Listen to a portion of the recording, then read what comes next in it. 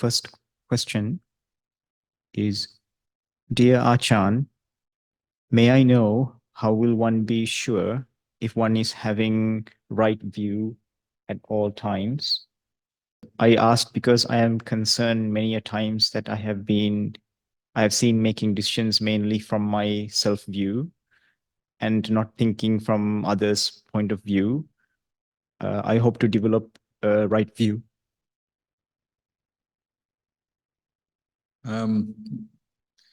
Well, living in the world as an unenlightened person, of course, we're caught into what the Buddha called the thicket of views, or the net of views, and especially nowadays with social media and digital technology, that really makes sense, doesn't it? We're just surrounded by so many different views and beliefs from all sides, some wiser, some not so wise. So it's hard work. The digital age is hard work if you're cultivating the Noble Eightfold Path. One who has cultivated the Noble Eightfold Path, the Noble Ones, stream enterers, once returners, non-returners, arahants, they have right view established. They have a glimpse of Nibbana at least, or they've attained Nibbana. So their right view is always there. With the unenlightened practitioner, there's this problem, is that sometimes they have right view, sometimes not. And that's why they're unenlightened. So partly we practice damage limitation. You accept with humility that you don't know everything yet in the same way that an enlightened person does. So you're careful. You have to be cautious with your own thoughts, your own decisions, your own attitudes, because sometimes we will fall into wrong view, wrong thinking. The telltale sign of that is you're suffering. If you're getting really upset, angry, sad, worried, anxious, depressed, disappointed, caught into endless doubt, dull, these are all signs that there's a bit of wrong view around, and the right view is not clear. And you may say, oh, I know I'm angry, and anger is a defilement, but you're still angry. So there's different depths, you might say, to right view. There's just the basic right view we gain from listening to Dhamma, reading Dhamma, and that's how we start. And it's essential to do that. And good Dhamma too, from people who have practiced. True Kalyana Mitta, ideally, the Buddha or noble ones, experienced teachers. We need to hear the Dhamma to remind ourselves how to reflect, how to develop the path, sila, samadhi, panya, and so on. But as we go about our practice, there'll be moments when we forget the Dhamma, forget right view, and get lost, and maybe take something that we thought was right view as wrong view. So good example is when you fall angry because you encounter some injustice in your life or the life of someone you love or some group of people you associate with. Injustice often makes us angry. And you can say, well, I'm angry because this terrible thing has happened. And the terrible thing did happen, and it is very sad, and it's an injustice. But if you're getting angry, you've fallen into wrong view, because anger is always wrong. It's because it's a form of suffering, and it will lead to making more negative karma.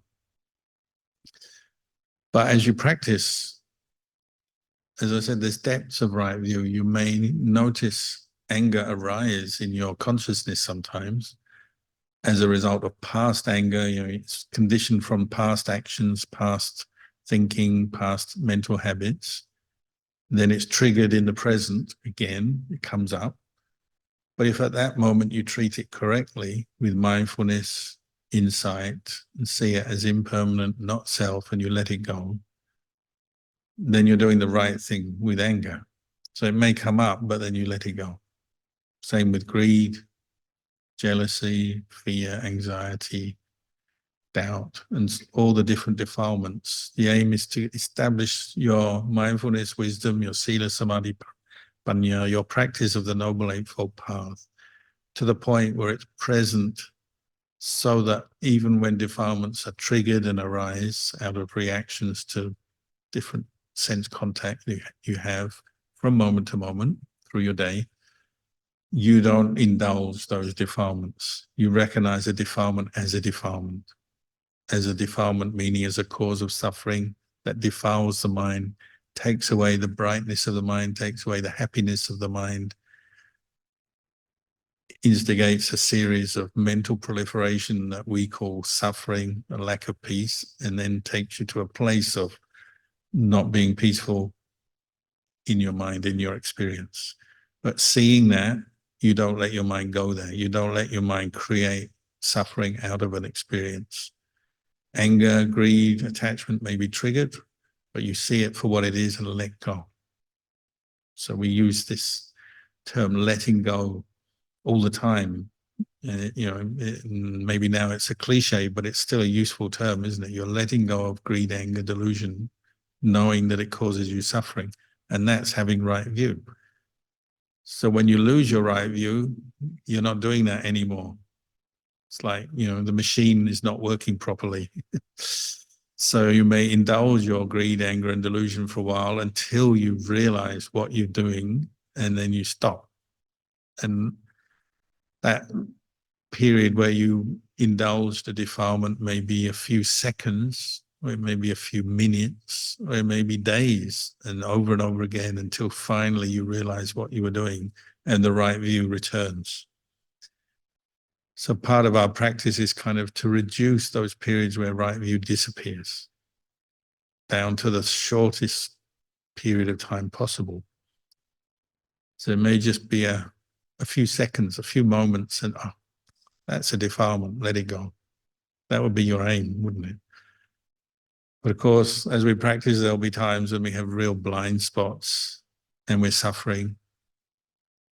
And that's the clue to tell us, I'm thinking wrong here. There's something I'm not getting. There's something I don't see here. It's impermanent. It's not self. Where can I see that? How can I learn from this experience? And each experience of suffering can be turned into something good when you establish right view.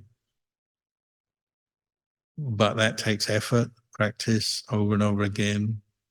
It'll be quite monotonous doing it, but of course, as you do it more, you get better at it, it gets easier, and you get the rewards is that your mind is more free from suffering, so you feel happier. And that's the value of right view. It keeps you happy, keeps you out of trouble, keeps you focused more towards nibbana rather than going back towards the world of suffering. So keep practicing and don't give up. Sadhu, Lumpur. The next question. Dear Ajahn, may I know if you have any advice? How can a layperson work towards learning the suttas? Will you encourage one to go forth to pursue a diploma or degree in Buddhism? Though I have been listening to Dhamma frequently, I'm not sure if this will be sufficient for me to gear up my understanding towards the Dhamma teaching. Learning the suttas.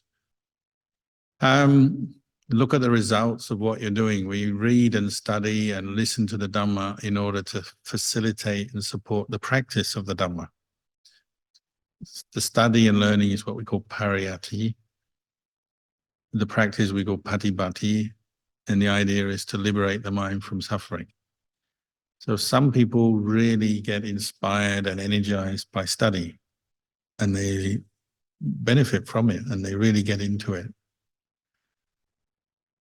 Others only study enough to understand how to practice, you might say, the basics, and they may from time to time refer to the suttas and the teachings to kind of check that they're still doing the right thing. You go back to the manual from time to time. Others really want to go into it and they kind of spend a lot of time studying.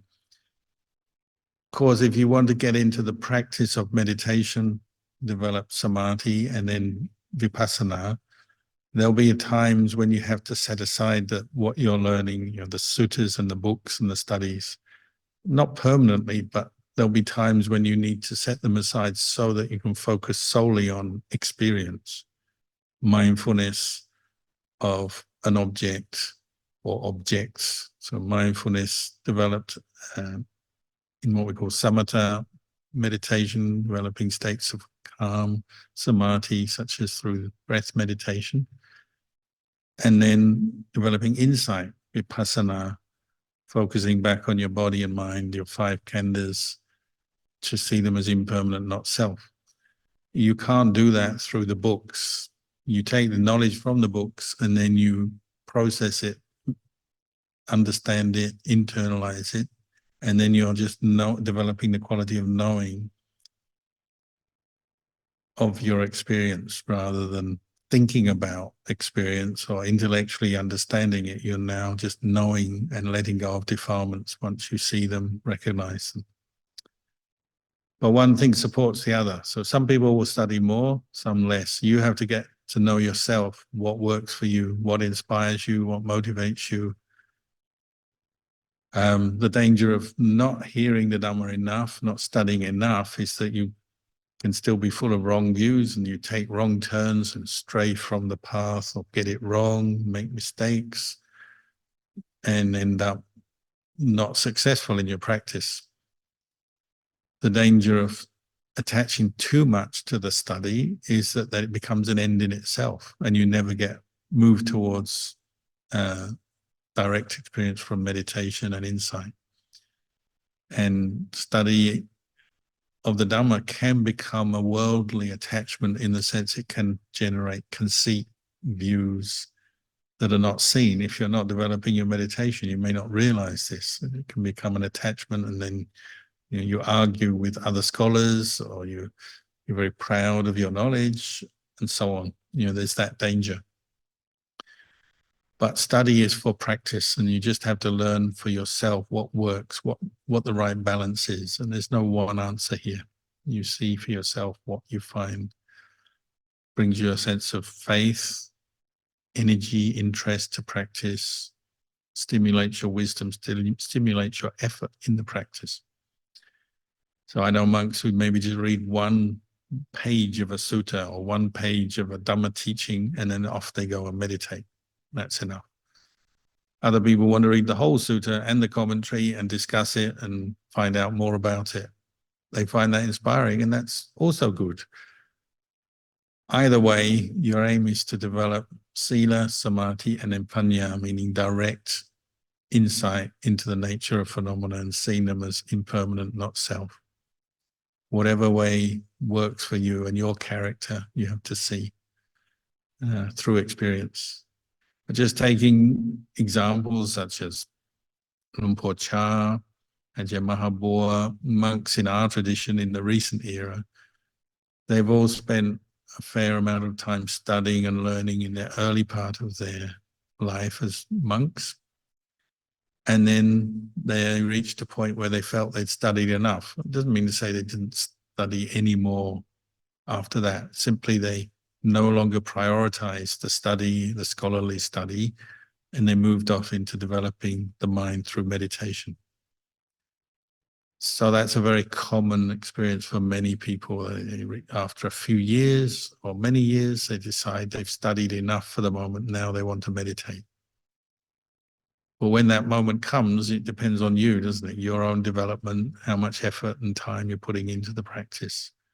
There's no strict one-word answer to this. You have to feel your way, perhaps, and also listen to a teacher. The teacher may say, oh, you need to study more, it helps you. Or the teacher might say, study less, you're getting confused, or you're wasting too much time here, go and meditate. Teachers can also help us understand the role of study and how it can support us in our practice. Sadhu, Luang Por. The next question. I am on a meditation retreat in a monastery for 3 months. After 10 weeks, I could feel the energy slagging. Any recommendations by Ajahn to boost one's spiritual energy in the practice? Patience, endurance, resilience, keep going. That's the whole point of the practice, is you keep going when your energy slackens, when your energy is good, when you feel like practicing and meditating, and when you don't feel like practicing and meditating, you still keep going. That's the whole point. You're learning to maintain effort and bring up mindfulness, whatever your mind is throwing up. So patience and endurance will help. And then some reflections. So one is listening to the Dhamma, often getting new insights or reflections from teachers will help.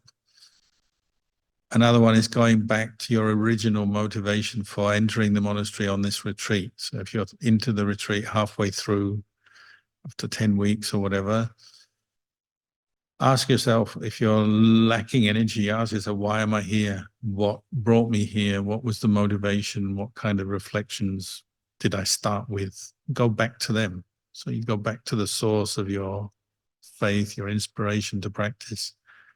That can help. Associating with Kalyana Mitta, teachers, fellow practitioners who are good in their example and maybe give us fresh insights that we haven't had before. They can help stimulate us as well. There's a number of things, aren't there? But if all else fails, just keep going. Don't give up. And that means patience and being willing to have some self-discipline when you may feel like giving up. You don't give up, you keep going. The Buddha also said, reflect on things that you can reflect on that bring joy, even when you're going through a bad patch in your meditation. So for monks, he said, well, reflect on the precepts you're keeping, your moral discipline, your monastic discipline that you've kept and that you are keeping. Because even if you feel your meditation is going nowhere and your mind is full of doubts and worries and anger and distraction and desire, if you're still keeping precepts, that's already a very special thing. It's a good thing. If you've practiced generosity in any way, you say you're living in a monastery, you may be helping out that monastery, doing acts of service and kindness for the community. That's something to reflect on. It can uplift you. Reflect on the precepts, 5, 8 precepts, 10 precepts you're keeping. That's uplifting. And as you reflect in this way, then maybe that will bring you to be more energized, back to meditate again. And another reflection that's very useful when we're lacking inspiration, perhaps, is to reflect on death.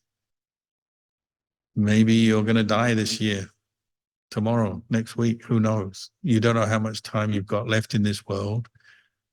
What else is there to do other than practice the Dhamma? You know, all the other things you can think of are all secondary. They're all distractions, trivial, even harmful, perhaps. They're not as good as practicing the Dhamma. If you have this rare opportunity to practice, keep going. Use your time, because you don't know how much time you've got.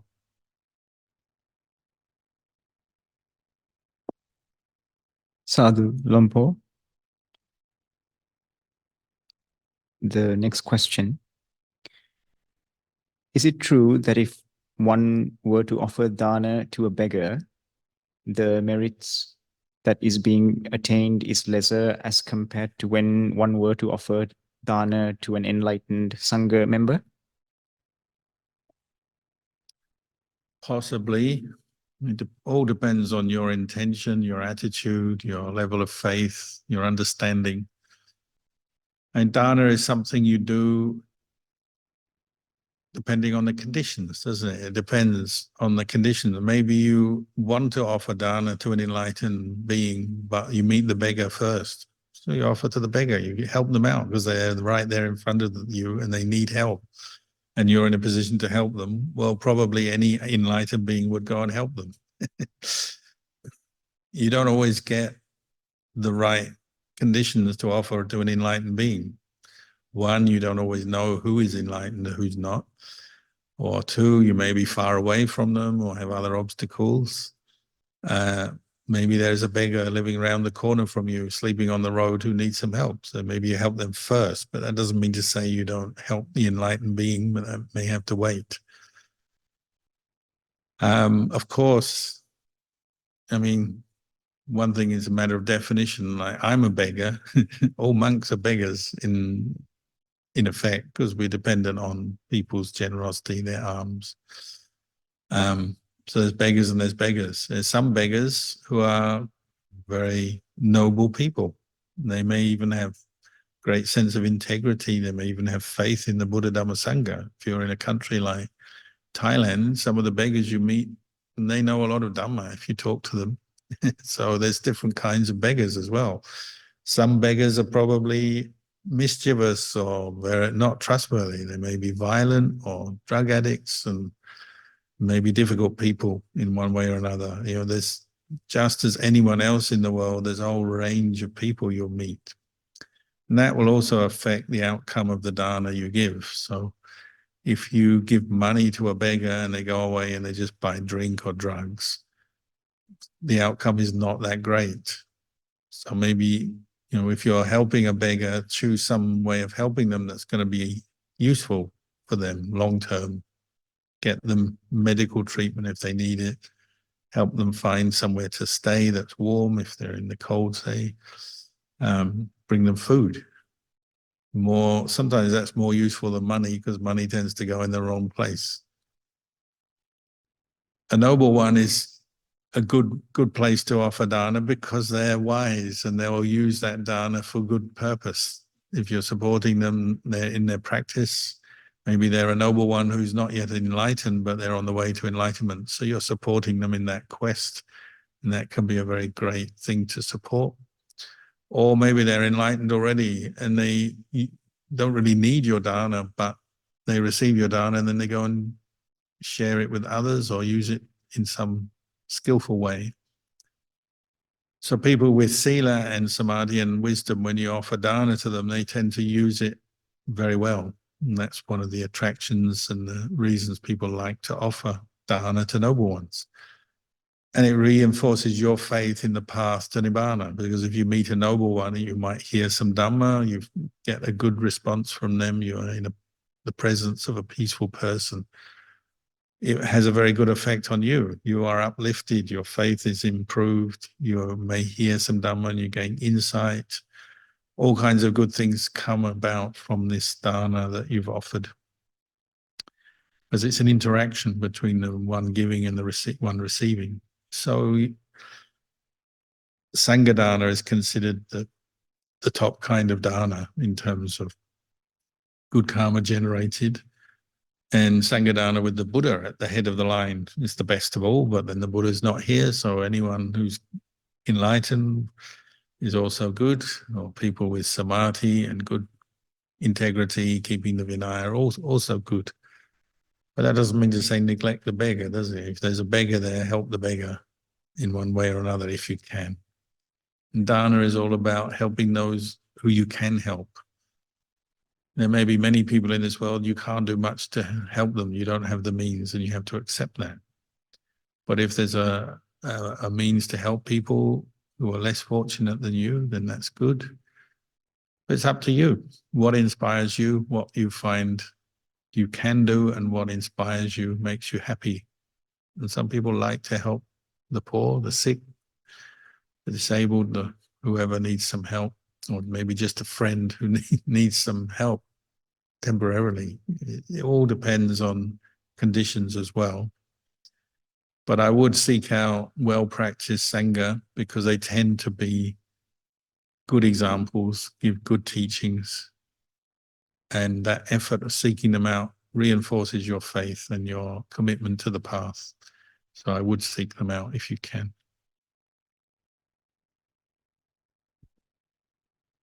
Sadhu, Lumpur. Are there any more questions or comments? So we have another new question. May I know if the giving of fearlessness dana, whether this is the highest dana, how can one work towards it? Well, the highest dana, according to the Buddha, is the giving of Dhamma. So the highest Dhamma would probably be Dhamma from an enlightened being, because their Dhamma is going to be top-notch, coming from a place of purity, wisdom, insight into emptiness. They're going to give very good Dhamma teachings, and as dana, so that dana is the best, or the tops, you would say. The Dhamma of fearlessness is usually equated to moral integrity, living and practicing in a moral, ethical way. So you're not harming others, and you've determined not to harm others under any circumstances. So harming others meaning not harming through speech or through actions. So not killing, not stealing, not committing acts of sexual misconduct, not using speech as a way to harm, so not lying, not gossiping, setting people against each other, not swearing or shouting, abusing people, and so on. And not talking rubbish, which is probably one of the hardest ones. So not harming others through your speech or actions. You remove all this harmful behavior, then you're giving safety, fearlessness to others. They can trust you. You're saying, even if I do get angry, I'm not going to abuse you or attack you. Even if I have greed, I'm not going to steal your stuff. I'm not going to cheat with your partner, and so on. You're giving other people this sense of fearlessness because they can trust that you're not going to hurt. You have integrity, and they can feel that, see that. So it's a great gift to the world. It's considered a great gift, Mahadana. It's harder to do that than it is just to say give food or give a material gift to others. Many people in this world know how to give material gifts, at least sometimes. Whereas the gift of fearlessness is quite hard to find someone who will do that, because we give in to our greed, anger, and delusion, and sometimes we're not willing to restrain it. So we do hurt others, at the very least animals, insects, we tend to hurt deliberately, intentionally, and sometimes humans as well. So it's quite rare to find someone who gives this gift of fearlessness. So it's a difficult one to develop, but it is something you have to develop. And cultivating kindness, compassion in daily life will help. Undertaking precepts, training rules, 5 precepts, 8 precepts will develop the gift of fearlessness. And then people who meditate will tend to really value the precepts as supporting their meditation. So if you meditate, often you backtrack and you see the harm of not keeping precepts and not giving the gift of fearlessness. When you said those things, you can remember you were rude to someone, insulting to someone, told a lie. When you meditate, you feel the regret, the sadness, the guilt. And so you backtrack, you say, I don't want to do that again. And so you close up any holes in your sila, as it were. And you say, I'm not going to abuse others through my speech. I'm not going to tell lies, harm others through my speech. I'm not going to steal, kill, because I can see the suffering that I've created in the past from this, so I'm no longer going to do that. So you close up those areas where you've previously been unmindful, careless, or just given into various negative emotions, and they've come out through speech and actions, and then you've sealed up your behavior. So even if internally you still have greed, anger, and delusion coming up, on the outside you don't display it, you don't act on it, you don't do it or say it. That's your aim, and that becomes a great gift to the world. And just imagine if all the people in the world did this, there'd be no wars, no crime, or nobody would be cheating on their partner. Be a lot less divorce and marriage problems, and so on. The world would be a much happier, more peaceful place. So it's a worthy cause. If you can develop this gift of fearlessness, the whole world benefits from it.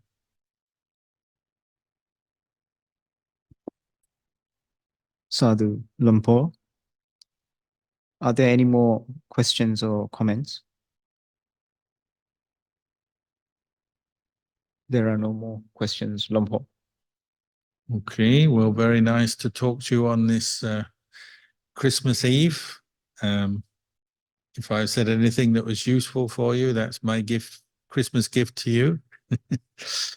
And I wish you all well with your practice. May you all find peace. May you all be protected and find safety. May you all have good health. May you all progress in the Dhamma. May you all become enlightened.